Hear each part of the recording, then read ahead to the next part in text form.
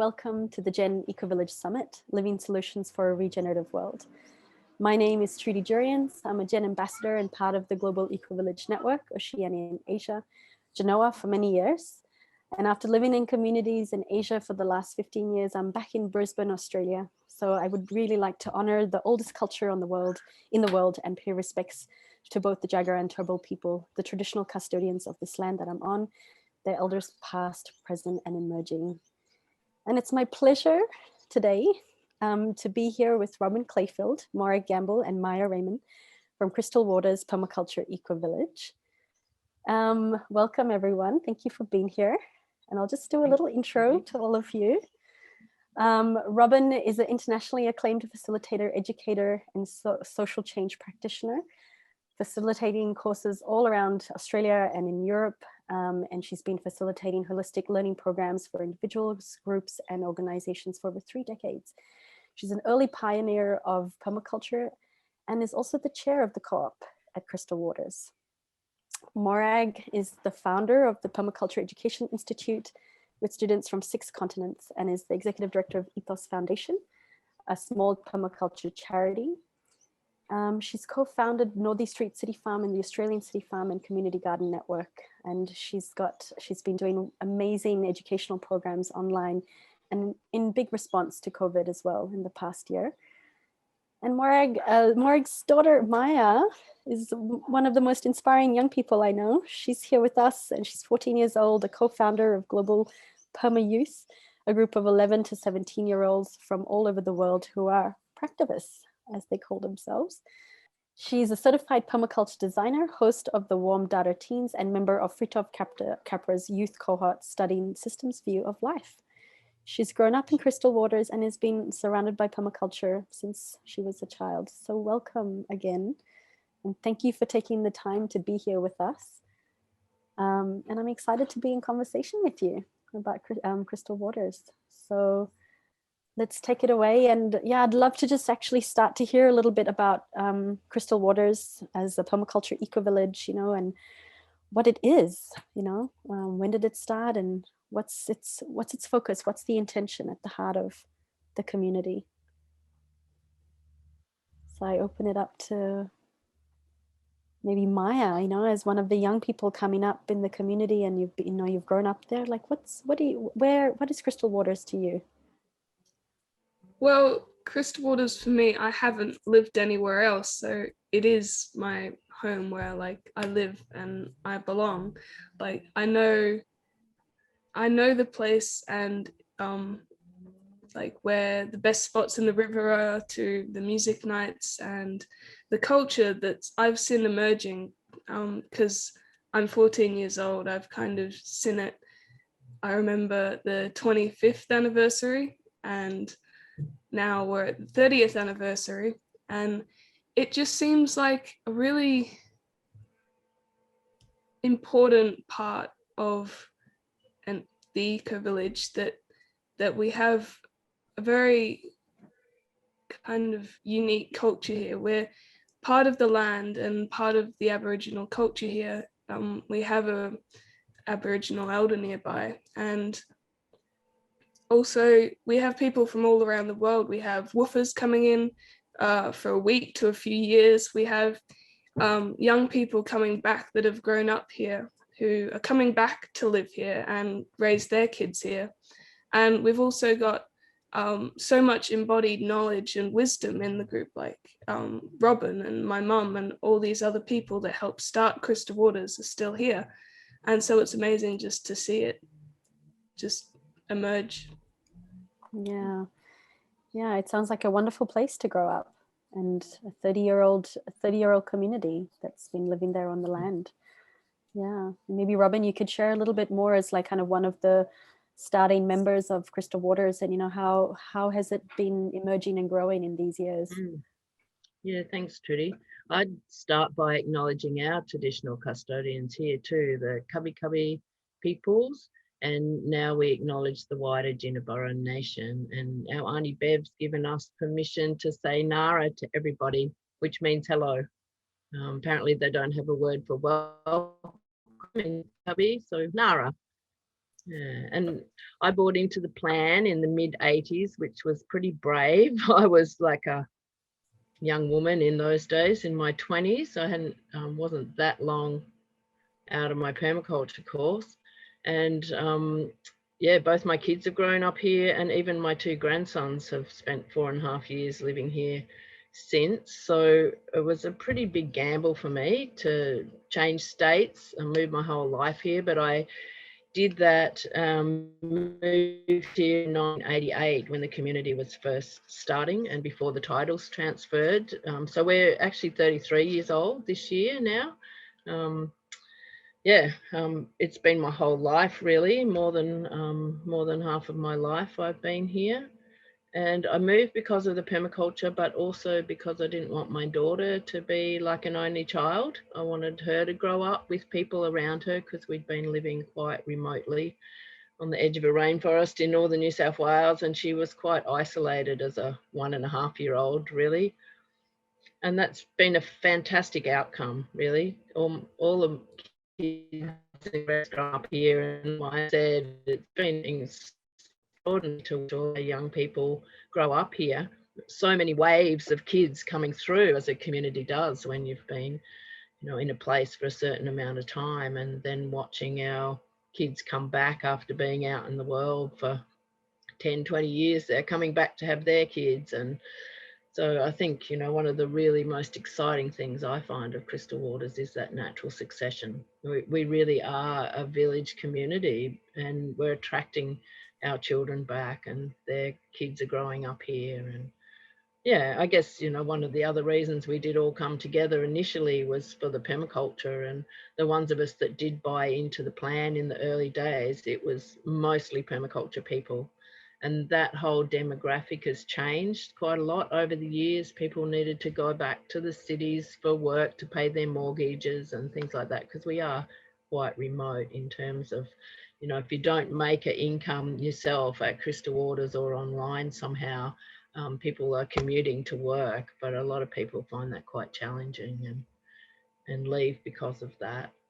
And we notice, people building big grand houses here, fantastic natural homes, most of them, wonderful architecture and technologies. Yet that's meant that the people who could afford to buy in over time possibly have a different ethic than permaculture. So we've seen quite a change, yet I feel like now I'd be interested, Maia and Morag, what you think on this. I can feel the permaculture really coming back very strongly the last few years, and particularly since COVID. So it's given us all a good little poke to get our gardens really functioning again. Anyway, I might hand to you, Morag, and interested in your thanks, Robin. perspective. Thanks, Morag. Thanks, Trudy, for inviting us here to talk about Crystal Waters, because I remember hearing about Crystal Waters when I was still in high school. It was, wow. I think, because I was it 1985? I was in, year 11, so Form 5. And so that was when, things were starting to be designed. And I remember hearing the story about this place. And so it was always in my radar. And I even ended up going and doing things like landscape architecture and urban planning. And it was always this design of this different way of living that was integrating people, nature, farming, respect for the earth, respect for people in this way. And I could not see any other examples in Australia that were doing this. So I ended up traveling overseas first. I went to places like Schumacher College and Findhorn, and I did this great big pilgrimage, and then finally came back around and landed here at Crystal Waters to do a permaculture course. And and then I went, oh, okay. It just it made so much sense. All that, having known about it, shaped what I did. And then when I landed, it's like, yeah, this is amazing. And it was actually at that course that I met Evan, Maia's dad. And so I've been, Crystal Waters has really been part of my life ever since I can remember as well, even before I landed here. And it was the permaculture that attracted me to this place too, because I saw it as a really integrated way to connect how we lived, how we are in the world, how we relate, how we create a livelihood, and it was a place where I could be completely whole, you know, in my work, in my life, and how I raise a family, how I grow my food, what my house looks like, where my energy comes from, all of those things. And to do it in a way that there's a community surrounding that also holds not the same necessarily, but holds a similar ethic and vision of the way that they want to be in the world. And that's a really nice thing, to be able to be in a place where there's kind of a general sense of wanting to do something really good in the world, and to protect the planet, protect the world that we exist in, and to be in making a contribution. So, you know, one of the things that I think for me, Crystal Waters, is a long time ago, I invited Satish Kumar to come and stay here with us, and he ran some workshops. And I remember him saying, and I know he's speaking at this event, and he came here and he said, you know, places like Crystal Waters are beacons of hope.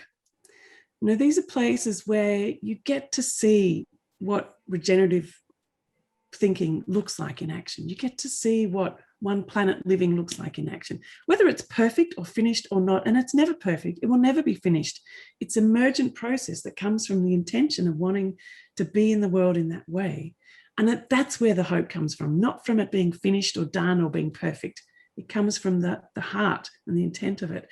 And so being here and being a permaculture teacher and feeling the connectedness that the world has to this place and seeing it as a beacon of hope is what really fuels my flame continuously.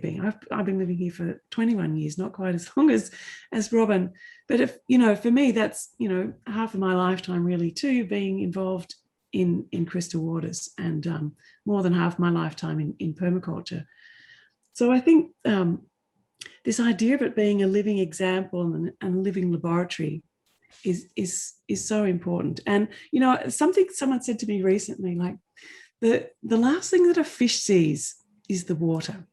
And I heard it in relation to the problem we're experiencing with climate change. The last thing that humanity sees is the climate. You know, like we kind of keep doing this stuff until we start bursting the membrane. Like, it's not till the fish tank cracks that the fish notice it doesn't have any water anymore. It's not till we burst the membrane of the climate that we realize that, oh gosh, we actually shouldn't be doing that. Sometimes I feel like when we live in this beautiful, amazing place, that sometimes we don't see that this is what it is until we step outside of this kind of bubble. And maybe, you know, what I like to do in the work that I do is to actually kind of share what is this amazing place, and to help us to see it, and to help, you know, help the world to see what the possibilities are, that there are other examples and ways of living and designing and interacting and working that are possible. And whether there's something from this that might be usable, not that you copy it, it's not a recipe, but there may be elements and aspects of it that go, I really love that. And, you know, like cherry pick from a bit of this and a bit of that, and be in conversation, which is why Jen is so brilliant, because it's a way to go see, oh, look, they're doing that there, they're doing that there. And this platform of communication, of sharing all these different examples of what you're doing in this event, it's like, oh, I love the fact that they're doing that. That's something I can bring into my place. And we need to be sharing our stories. And I think, thank you for inviting us to be able to share a little bit of our story and this sort of what it's like to live in a place like this. I mean, I think you can kind of tell from what Robin shared, what Maia shared, and what I'm trying to share is that there's this deep love for this place and what it represents, and how it's nurtured us as humans, as individuals, and in community. Yeah, it's also beautiful. a very beautiful land where we live. And maybe just to share for people who don't know the context of Crystal Waters and the, you know, geographical location and things, where in the headwaters of the Mary River, which is quite a big river that runs a long way down to the ocean on 640 acres, and we're surrounded by the river and 2 creeks as well, and some secondary growth forest all along our ridges. So it's a very beautiful situation in nature. I just thought I'd let people know that. And we've got 83 residential lots and about 250 people living here now, which has been pretty stable between maybe 210 and 250 people for like 10 years at least or more now. There was 20 of us here for a while, and it just grew, you know, slowly up to that number, but it's been pretty stable now. And we have 2 commercial lots, which is owned by our community cooperative, which is the whole central village area and up to an upper area that's getting covered in permaculture at the moment. And also our eco park, which is like a caravan park with, you know, cabins and things like that. And then all of that just takes up 80% of the land. So then you've got, 20% of the land. So you've got 80% of the land that's either natural forest, 14 dams, roads, license areas for cash crops and commercial or hobby licenses, things like that.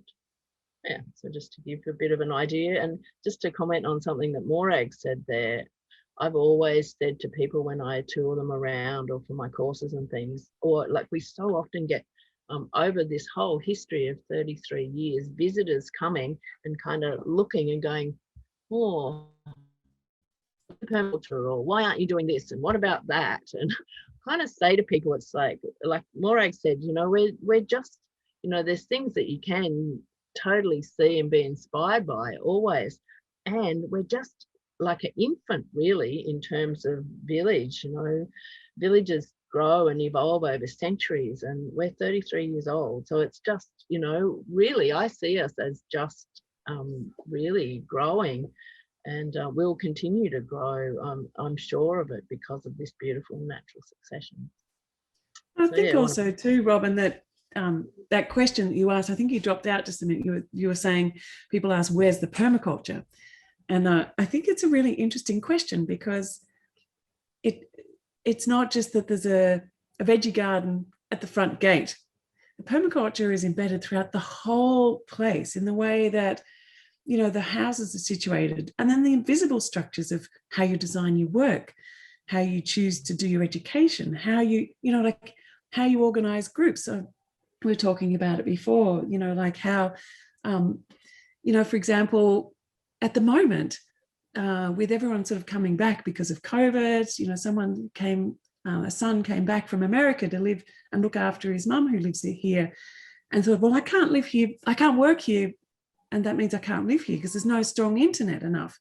So what he's doing is going, well, I'll create the internet. And so he's rolling out optic fiber throughout the community, but he's not just doing it for him, he's doing it for the whole community. But so that benefits the work that I do. When Maia was young, we were going, well, we want an eco kid play group because there's not one here, there's not one up the street, we'll create one. And so there's this kind of sense of connection and resilience that we are in a place where we can go, oh, we'd like something more to happen in certain, like local economics or infrastructure or community activities, a cafe or this or that. And so people just kind of create it, but have the ethics of permaculture at the base of that. So the kids learn about growing food and harvesting and indigenous culture, and the bakery is connecting with local food, and the you know, like it infuses itself throughout the whole entire place in ways that you only see when you're in the soup of it, in the complexity of the place, that it becomes visible. When you're just looking, you need an interpreter. And I think that's a really important point, that sometimes the most amazingly rich descriptions of permaculture are not in the bits, but in the bits in between, in the liminal space. Yeah, that's beautiful. And it's so nice to hear that so much of what Crystal Waters is about design. It's about having those ethics and values that are really at the core, and then everything else kind of flows from it. And the connection between all of you is what's really important. And like what you're saying, Morag, it's also invisible. And until you're really there and grounded in the community, when you're really able to see it or feel it, you know. But yeah, it's very inspiring. And I'd love to hear, you know, from you, Maia, like, what do you love the most about being at Crystal Waters, about growing up there, and, you know, as a youth and as a child, but now as a youth and really like out there in the world? What do you love the most about it? Well, I used to find it really hard to answer this question because it's kind of like the fishbowl. You don't know what's outside until you've been out. And I'm like, well, I've grown up here. It's good. I like it. But now that I've, traveled to different places and I've reflected on it, it is a very different spot to grow up in. And I really appreciate that I have been able to grow up in this environment, because of like the ethics that are in this place. You've got like earth care, like if you see a weed, like the kind of thing that you see like outside of the village, someone comes along and sprays it, but like inside the village, we don't spray the weeds because the weeds aren't the problem. They're just a plant there that's helping the soil. And if it's a bad thing, and then we get a working bee in and we fix it, and add to the complexity of the village instead of just getting rid of it. And then even small things like that, to like how the dams have been put in as a habitat, but also how they create natural cooling and aesthetic for the village as well. And there's the big dam, which is the biggest dam, and there's a rope swing and kayaks and a new pontoon, and we've just been hanging out there all the time in summer. And there's a dam walk around it, and it's just that community within the landscape. Like, you hear about human-centered design, but not about eco-centered design, because with eco-centered design, it's also with the humans, because humans are of the earth. So when you're saying eco-centered, it's for everyone. And also like the community as well, because it is what it is, it attracts the people that want to be here. So there's a few homeschooling people that I hang out with, and so there's the people that are here, they homeschool, well, most of them, and so like-minded people are attracted to this. And there's also a wood-fired bakery, and I work there, and so there's this whole community and underlying thing. And also what I like about it is the fair share as well, because as Robin was saying, there's 83 lots, and the planning says you can't have any more, which, some people might say, oh, well, that's bad for development. You can't fit as many people on it, like you can't get above 250 to fit on there sustainably. But what's been happening is that the people come back and like communicate and negotiate with others in the community to add to the community and also become more part of it, instead of just buying a new lot and doing their own thing and sprawling out into the forest, which is designated for forest reserve. It's not taking more than your fair share of what it is. So splitting lots, tiny houses, shared houses, lots of different possibilities that are emerging to actually create. So Robin was saying one of the challenges that we're facing is that we've got big houses, but what the possibilities with that are, we could share those big houses, and that's starting to happen. Or we have a big lot, we can share the lot. So our creativeness is kicking in now, because we need to shift the pattern. The pattern has worked for a while, and now there is a cultural shift that's happening. New generation coming back, people moving out of the cities because of COVID. And Crystal Waters is responding to that, and people are responding individually within our own places, but there's new conversations that are happening around the ridges. And I think that's really exciting, that it's a slow pace, and it's an emergent process, and we're open to responding, to seeing how we can shift and change over time. There was some interesting design done in the early days too that preempted that a little bit too. With there's quite a few of the lots on Crystal Waters where the people, when they started to move onto their lots, first they built a cabin, and then they lived in the cabin while they had their house built. And so then the cabin became available for, like, say, a mother or a, parent or a friend, or to rent out, or for one of the kids when they've grown up. So we had a bit of a basis for that, and it's growing and growing and growing, and people building little experimental buildings too, looking at what we can do. One of our permaculture attitudes from the early days is find out what's not illegal and do it. It's kind of like, I guess we stretch the creative edges of what's possible here, and really doing our best. At the moment, it's feeling like we're becoming a little botanic ark in a way, or this little lifeboat that David Holmgren's talked about and others over the years. And yeah, it's not to highlight ourselves so much as to, I think we're actually creating a really good resource base, not just of plants and, you know, biodiversity and things like that, but also of ideas and willingness to create change in creative, push the edges of society ways. But we do it because we're a fairly conservative community, really, when you kind of look at it. But I think we're pretty creative, and yeah, there's lots of good ideas that come out of what we do together and the kind of skills and diversity of the people who are here.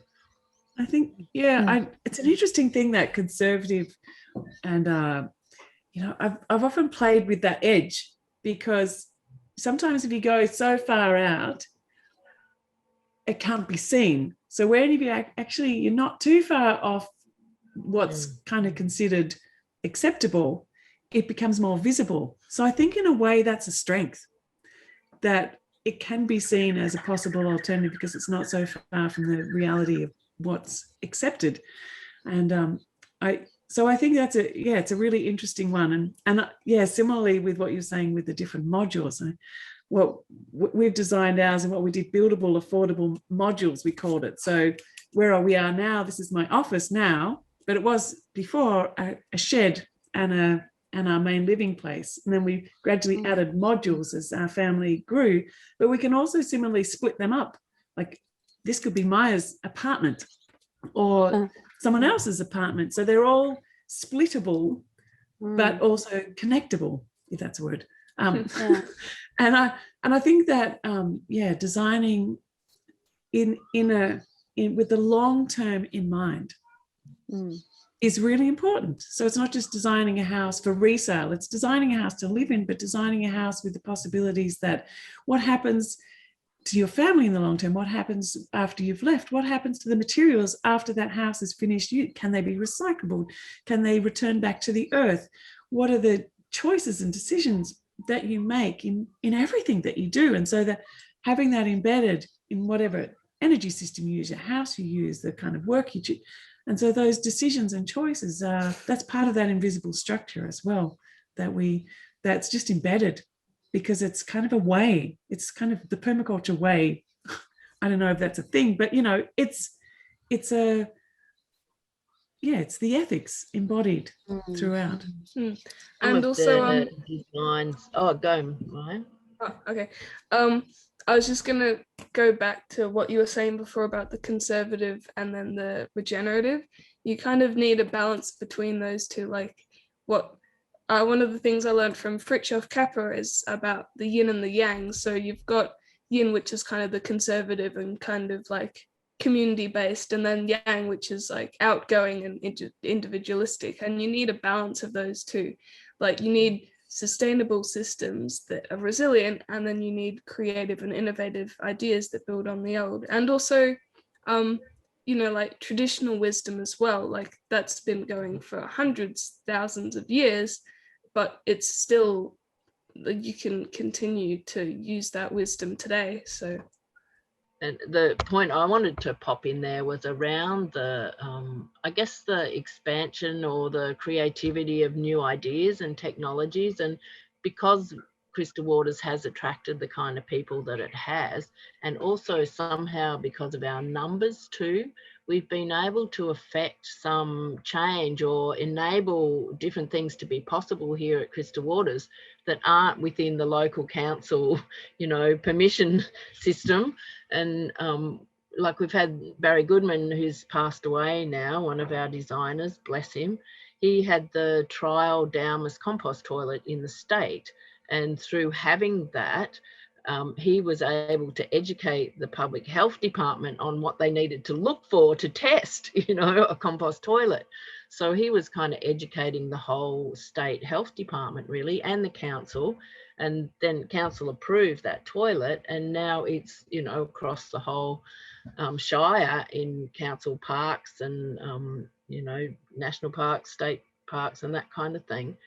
there's other examples too where we've been able to bulk buy solar hot water systems, the evacuated tube system. About 12 of us all bulk bought them. One of our builders here really didn't like the idea of, you know, the classic white ant protection of spraying arsenic all around a concrete slab. And he really petitioned the council too to use something more environmental. And what he was putting out there is now state of the art in Queensland now, like an exclusion kind of gravel. And there's lots more examples like that. But well, just to give also like the grey water system from Barry Goodman too. So we went to Barry Goodman's place, studied his system. He taught us, and then we've installed it, and then, you know, Patria, another neighbour, came over and looked at that, and so ours is, and so we're teaching each other. We're a learning community as well, and open to that kind of concept of sharing what we learn. So when we were trying to decide what sort of toilet system we wanted in our house, because we came, you know, a few years later, we went and visited every single house and looked at everyone's compost toilet systems. They told us what they learned, what they worked, what they wished they'd done, and so then we could make an informed decision, and then you know, we share that with someone else or share it out into the world. So being in this, we are a living laboratory, and it's this learning, like, I love this about it, that it's, we can be curious about, well, what if we did something differently? What if we tried how can we then, push the boundaries, like what Robin's saying, and have the courage to go and talk with the council and say, look, you know, we want to try something different, you know, like, let's monitor this together and see if we can take it forward. And that's happened quite a lot. And the collaborative, I think the next thing that we're going to start to try and address, and I think we don't quite know how we're doing that yet, is the whole thing around transport. You know, how can we do, like, you know, an EV charging station here with shared cars or something? We haven't cracked that one yet. But it's obviously coming, because it's where we all need to go in the world. And but I know that when it comes to it, there'll be a collective response to that, because that's just how things work. You know, we saw a collective response to looking after people during COVID. We saw a collective response to addressing getting solar panels, solar hot water. It's just kind of, it doesn't get planned out. We don't have like meetings that plan this all out. Something happens, and the community, because its relatedness and its ability to communicate, then emerges and rises and responds to different things. And sometimes that's a whole of community response. Other times it's just a hub of people who come together. And so sometimes you might not even know those little hubs are going, because that's not within your field of vision. You know, people don't know that stuff are happening with the kids' things because they don't have kids. And that's fine. We don't all have to be doing everything together. There is this platform for possibility. You know, there's an arts group, there's a music group, there's natural health group, there's women's groups, there's men's groups, there's kids groups, there's bakers, there's, you know, chill session people. Like, there's so many different people who do so many different things, and you can touch in and out of. I think one of the brilliant things is that it is this platform for possibilities and for people to create this, and you can go in and out. You're not expected to deliver a certain amount of your energy and be there and be present and have everyone in your space. This public-private interface that exists here, I think, is really nice. If you're feeling sick, like Maia and I are feeling a bit at the moment, we can just kind of ease back a bit. Or, you know, when you've just had a young baby, you just need to be a little bit quieter. Or if you've just had a young baby and you need to go out and be in the middle of somewhere so you can hand the baby around so you can just have a bit of me time, you know, you choose where that interface happens. And if you step into that public space and then you find the support, if you step out of it, you kind of can chill. And I think that's a really lovely dance that we're continuously flowing with. And it's up to us to take the responsibility to be our own dance masters, but then also to find our dance partners. Yeah, and it's like what Maia was saying, the yin and the yang, you know, finding this balance between the individual and community life, right? And both are important.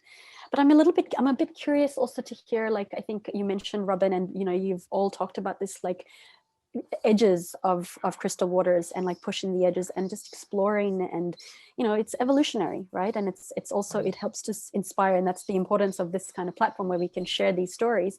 But I'm really also interested to learn a little bit more, like, as the community responds to these changes, as the community, you know, is also in flux and maybe changing or transitioning, like how do you work with government, you know, a local council, and how fluid is that, you know, that connection? How much do they let you explore your edges in terms of like either, like, you know, Maia, you said that you know, you don't want to expand into the protected areas because that's also habitat, right? That's like where all the biodiversity is. So how does that impact like with the human settlements? And if the community does want to grow, can you grow? How does council support you in that way?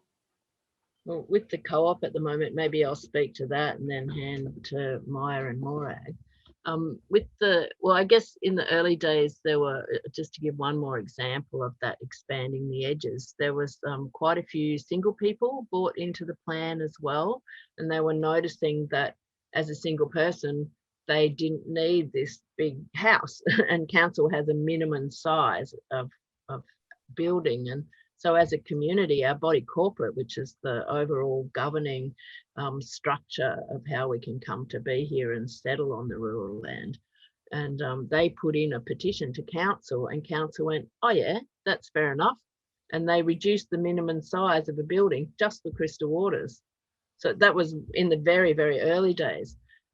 These days, like, and we're within the council bylaws, we have to meet that as well as our own bylaws, which are things like not having cats or dogs and pretty much no toxic chemicals and that kind of thing. And, you know, will do their best to meet those things.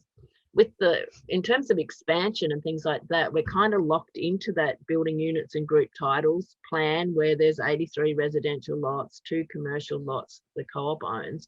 But on those commercial lots, it's possible for us to do some interesting things. And the co-op board at the moment is exploring one fairly small development, I guess, but to put 3 cabins in our eco park and to create 3 spots for tiny houses. So for this board that's all volunteers and, you know, not lots of income, that's our next expansion of where we're wanting to go. And we're pretty sure we can do that legally and in a way that the existing and the sewage system there so that it can accommodate that and a few more people. So in terms of council, 2 of our board members and our facilities manager all met with the local member and our local councillor a few months ago down in the village on a cafe day and just had cups of tea for a couple of hours and a chat. And they're really on side. I think people like that these days, as long as they're a little bit open, can see that we're doing some really good innovative things here and that it's potentially solutions for others. But really, they just want to support us because they know we've gone through the early stages. We're here for the long term. It's not like we're just going to disappear. So they're taking us really seriously. We also bring quite a bit of economy into the local area too. You know, we spend my town, people come to us and we create a place for tourists to be and all of that kind of stuff. But we have explored at least 3 versions now, I believe, of seeing how we could actually have co-housing up on Upper Lot 1 and things like, we are an ageing community and thank goodness we have much more of our young folks coming back or growing up here or just attracting younger people in general a lot now. But yeah, we really are an ageing community with our cemetery, things like that. To have a like old folks home, some kind of co-housing where there can be carers and people can downsize because an acre is a really lot of land. So there's people wanting to stay here but on smaller bits of land. So legally that's a challenge for us at the moment. How do we do that? There is an option to in Queensland at the moment, and Jason Hilder and Malcolm Holtz have been running little workshops helping people understand a legal structure that could help community happen in Queensland because the window of our Group Titles Act has been closed. Other people can't do what we've done as Crystal Waters, but you know, for a company structure to be able to buy a piece of land and then, you know, up to 12 people can live in an exploded kind of building. and pay a rent or some kind of fee for being part of that. So that that's a possibility here too, and people are aware of that. But I think governments are going to be open. There's a need for housing. I think that's all going to change over the next few years, and I wouldn't be at all surprised that in the next 5 to 10 years that a co-housing here will be possible. We've had approval. It sounds like so much of it is. Oh, sorry, Trudy. No, go ahead. We've had approvals in the plan that went into council in the mid-80s, approved things like a backpackers lodge and a tavern and all those kind of things in the village. So I imagine we'd be able to get something like that through if we really went through the whole, change of use kind of thing, which we probably have to do in our eco park if we want to do too much expansion. It's a big, expensive undertaking, but we're on track of looking into that, let's say. Yeah. I was just going to add on to that too, that your question about the edges and the interface with other organizations. So I mean, one of the things that I do quite often is go and talk about these examples in whether it be sort of universities or governments or various professional development, because the interest is there. This is what I'm seeing, is that people want to see and hear these examples. They're kind of ready to hear it now, and so that's really exciting. So the ideas are interfacing, but also I think what's interesting to think about too is how the ideas can travel and find their local form. And I think where you take the interface of this and say the work of David Holmgren's retro suburbia, what does an eco-village thinking look like in retro suburbia? And so I think the edges is really a lot about not necessarily always having to change the rules, but to change how we perceive how we are where we are right now, like doing what we can with what we have, where we are, and making the changes there. So I think that's really exciting. There's a lot of things happening in that whole kind of retro suburbia concept. And how do we transform that, like particularly in Australia, where over 80% of people live in and around the cities, and most of them in suburbs. What is a Krista Waters thinking? How does that apply in a suburban area, and how can we translate that? And so that's kind of really interesting edge, I think, to explore. Yeah.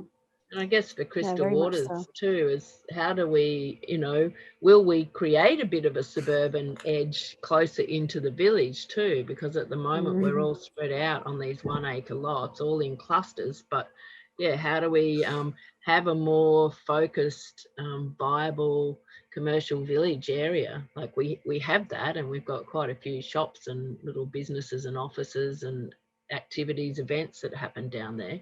But can we have people living there too? Because in any suburban or urban area, the life is in the village. People live there. So, part of what I'd love to see here is that it's more possible for people to actually live close in there in smaller little, little units, and they're working in the village and caretaking and that kind of stuff. Yeah, that sounds really nice. Because I mean, as humans, we long for that connection, right? And I think also like applying Crystal Waters in suburbia, like that makes so much sense, because also infrastructure exists. So how do we make things applicable in the context that we're in? Because I think, yes, there is more of a demand for this way of living, and this kind of like exodus in a way. It's going to keep growing from the urban area into the rural, but also what can people do right now, in their lives, and what with what they have. I think that's also really important.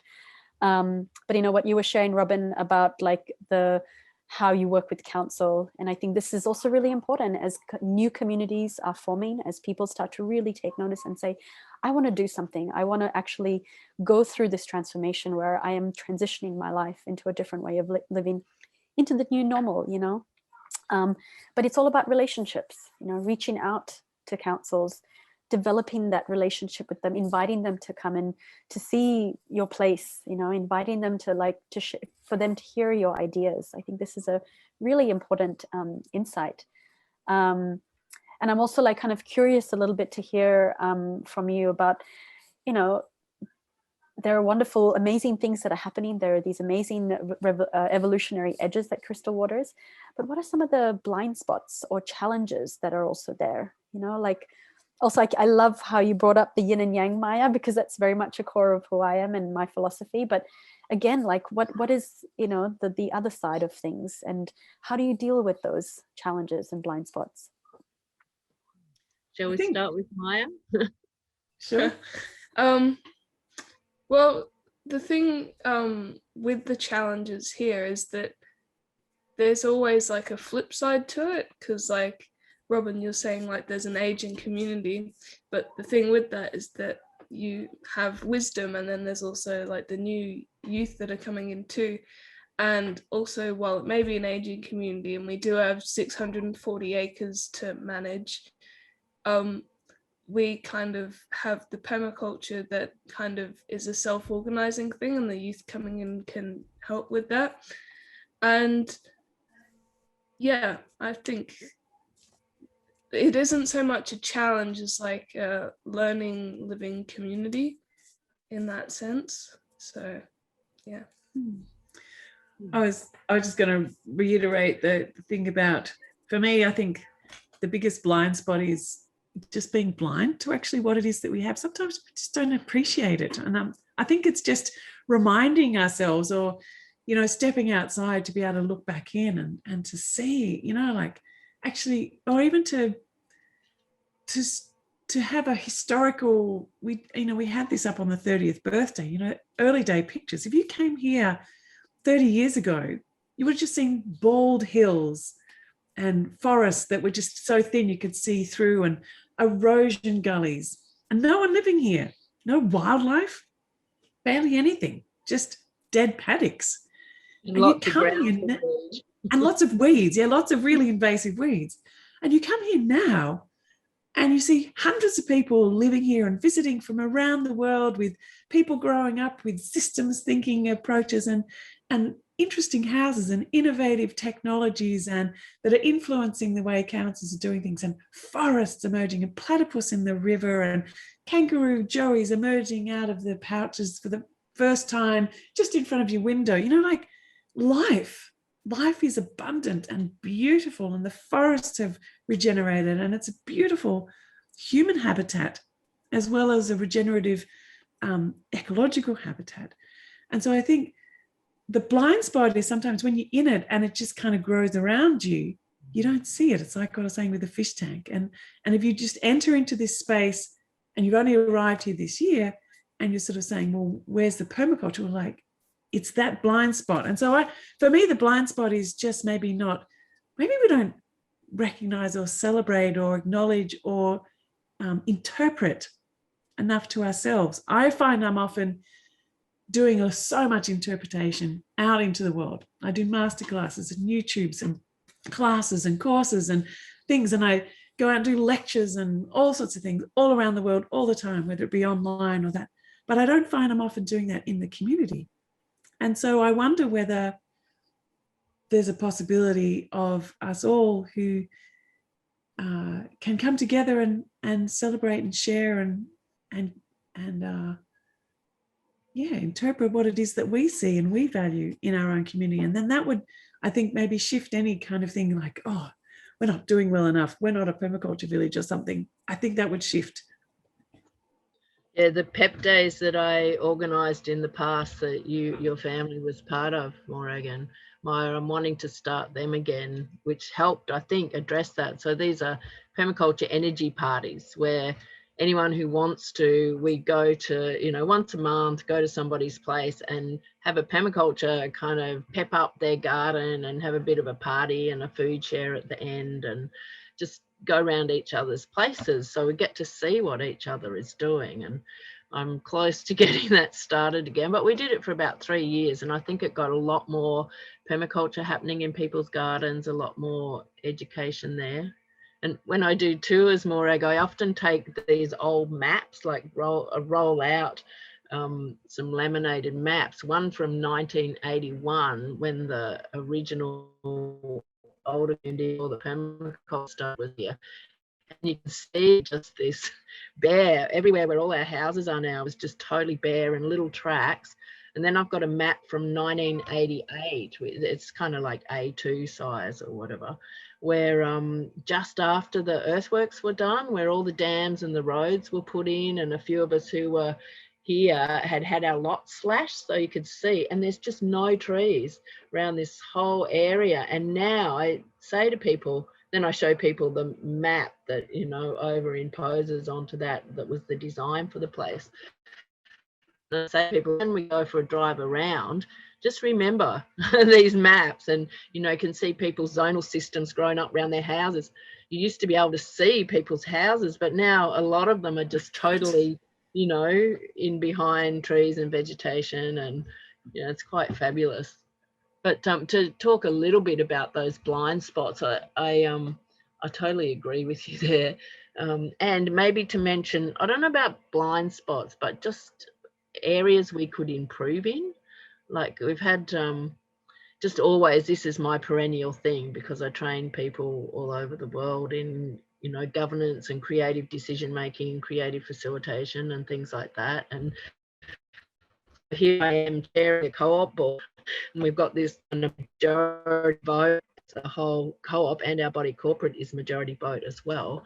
But I use a more facilitative style with the directors, and we're all pretty thankful for that. And we've become a really good, solid team, just because I don't, you know, we don't do that split majority vote thing. We're looking for all of us to feel good about going ahead with the decision. So we all have each other's, you know, best interests in heart, our members' best interests. And if we all agree, we're pretty sure it's more likely that our community will be happy with our decisions. And I've, one of the previous boards before I was on there as a director asked me if I would lead some sociocracy with the board.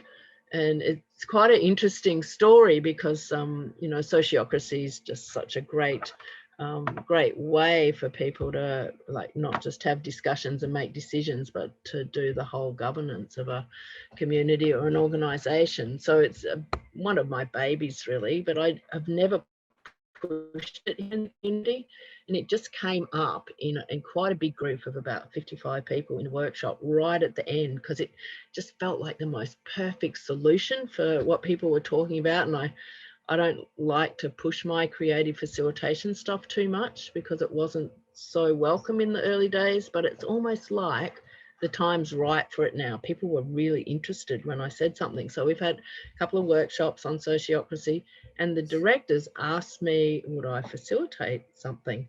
And the discussion that we took was one, they felt like we should close the co-op down, that it wasn't working, and, you know, too hard to be run by volunteers, and always, you know, not making enough money to cover costs and stuff. So I did this whole, with all the directors and the managers and staff of the co-op, and it was so obvious by the end of that wasn't the best way to proceed. And so now it's had a much better lease of life, and I've got this little dream that, you know, down the track we may be able to have sociocracy that links together all our boards and bodies, like our body corporate, our cooperative, our fire brigade, the working groups for the co-op. And, you know, if we're able to all come together, it helps that communication across the community much better. Anyway, that's something I think that we could, you know, put in a bit more of a creative way and improve what we're doing. And the other thing is that we've had a challenge really recently. Unbeknownst to anybody here, we had about 30 people all turn up on Upper Lot 1. Let's call them Rainbow Mob, because that's kind of what they were calling themselves. And they started camping on the co-op land, which is not, we've got a accommodation area, the eco park, and that's legal, and that's where people need to camp. And so we were doing our best to help these people be here and help the community. They're saying, we're young, we can help, we want things to do, but there was nowhere to put them. And Steve, who runs the Centre of Advanced Permaculture on Upper Lot 1, he's got this great permaculture system in Evolution. It's just a year old now. So he's taken them under his wing and included them in his a design course, but they still didn't have anywhere to live properly or be, or so the co-op's kind of going, look, you have to be in the eco park. How do we do this? How do we help you be here and settle on the land? Because lots of them were wanting to stay forever kind of thing.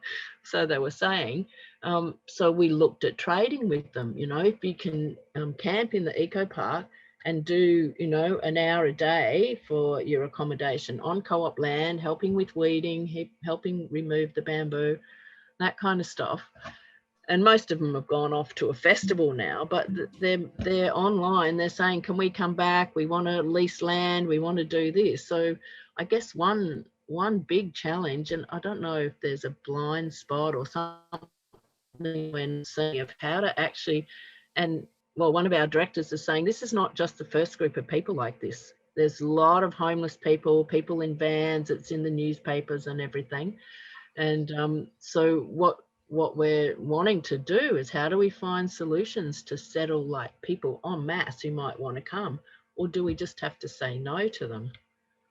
Anyway, yeah, Maia, you're pretty in touch with the youth, and I wonder if, you know, some of your friends or the people that you connect with from other countries, if they're showing interest in wanting to come here, because we're such a so-called safe place to be in these times. Yeah, I think that's such an important point, you know, like I think with Maia and the work she's doing with Perma Youth and this global youth network, you know, and how do they see ecovillages, you know, and maybe they know a little bit about Crystal Waters through, you know, because you're from here, but how do they see, you know, communities and ecovillage and permaculture, and how does that impact their lives, or how does it inspire their lives? So with Perma Youth, we have weekly meetings where we discuss different topics, and one of the things that we've gone into depth a lot is how do we live in this really rapidly changing world that's everything's happening, and like housing prices are going through the roof, and we're never going to be able to afford a house without a debt if we just want to do it the conventional way.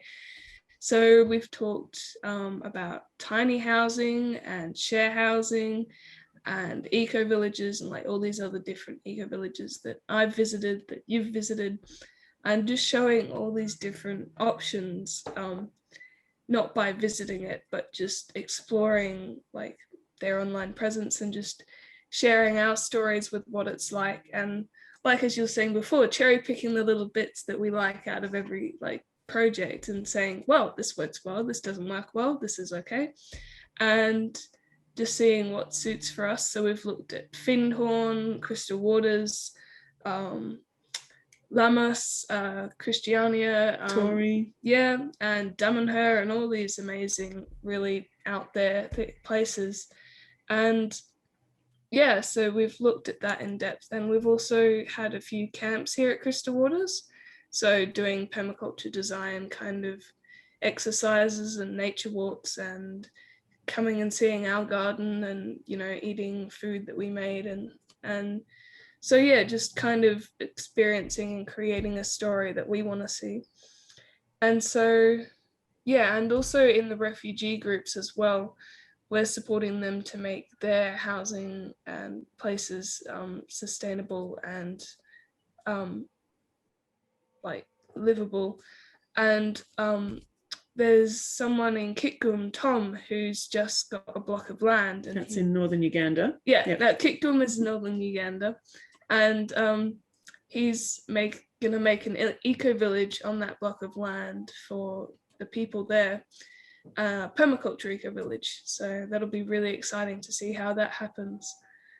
And yeah, it's just basically opening up people's minds to the options out there, that the conventional way isn't always the best way, and that, you know, how we're doing it, how others are doing it, equally, if not better options. And there's a few Perma youth who actually live here as well, and in other eco villages, and they're all saying, we're not going anywhere. we're staying. Yeah. And this is the thing, you know, like there people are staying, people want to do these things in place, you know, but I think there's also this like it's a bit, you're pulled in different directions, because you also have, like what Robin was sharing, a group of people that want to also just find a place to live, find land that they can go on. So how do you also deal with that?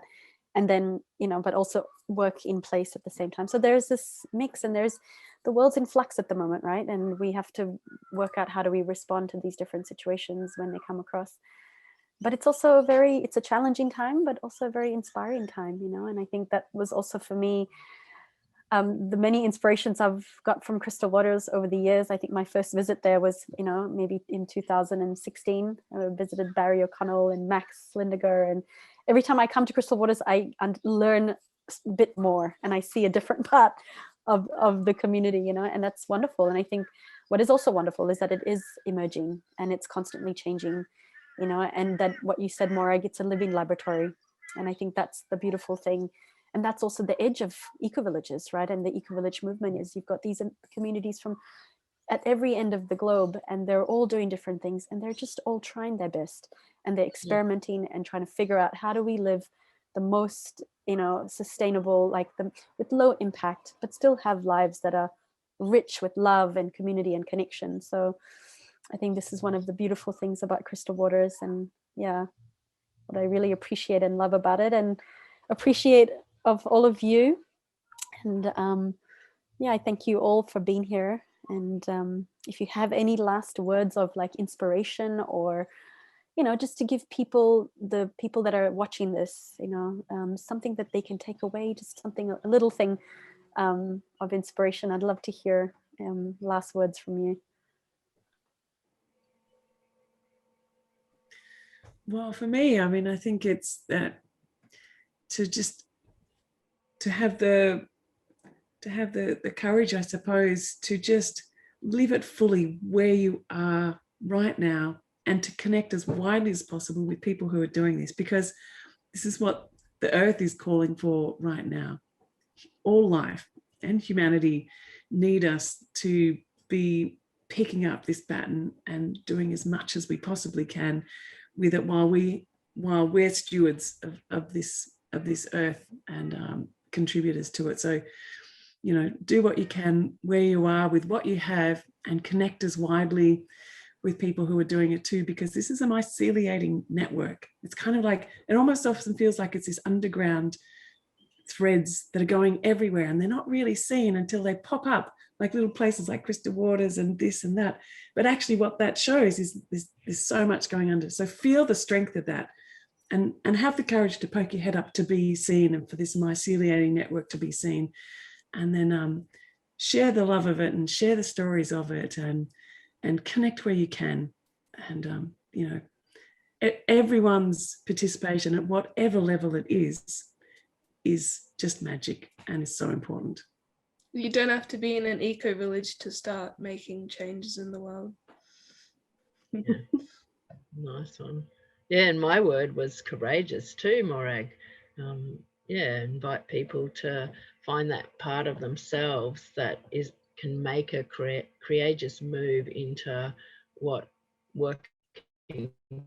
not working for the problem anymore. Take that, if people are out there not doing what they love, not making a difference in the world, is there a way to find that courage and say yes, step forward into creating the solutions, which I could take a generalized statement here and just say I think most of us at Crystal Waters are doing our very best with that, to work for the solution, and turn any problem into a solution, and just do our very best, really. Yeah, thank you so much, everyone. Such wise words from wise souls. I really appreciate your time, and I will see you somewhere online or in person. Thank you again. Hope you have a good day. Thanks Trudy. Thanks, Robin. Lovely to see you all. Thank you. Yeah, you too.